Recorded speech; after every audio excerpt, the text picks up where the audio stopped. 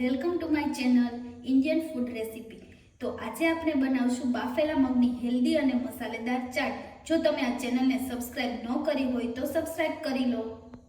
બાફેલા મગની ચાટ બનાવવા માટે મેં 1 બાઉલ જેટલા મગ લીધા છે, એક નાનું બટેકું લીધું છે, લીંબુ લીધું છે, કાંદો લીધો છે, એક નાનું ટમેટું લીધું છે અને એક મરચું લીધું છે અને ધાણા લીધા છે। આ બધું આપણે કટ કરી નાખશું અને મગને બાફવા મૂકી દેશું। મેં મગ વોશ કરી લીધા છે અને એમાંથી પાણી કાઢી લીધું છે।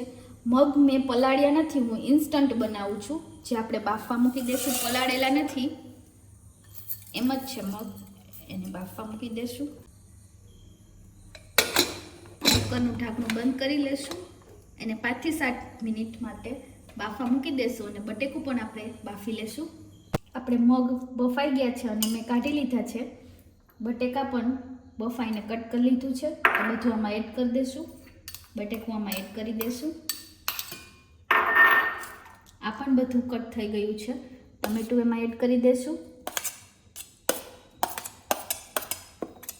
ઝીણું સમારેલું કેપ્સિકમ, ડુંગળી,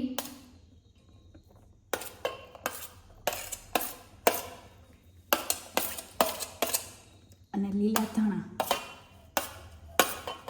જરૂર પ્રમાણે મીઠું એડ કરશું, 1 ચમચી ધાણા જીરું પાવડર।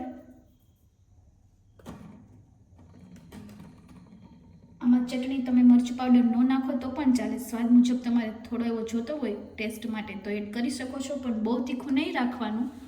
અને હું એક લીંબુ નીચવી દઈશ।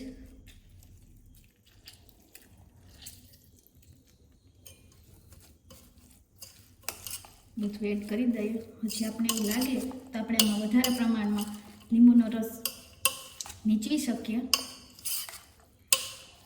તો તૈયાર છે આપણી બાફેલા મગની મસાલેદાર ચાટ।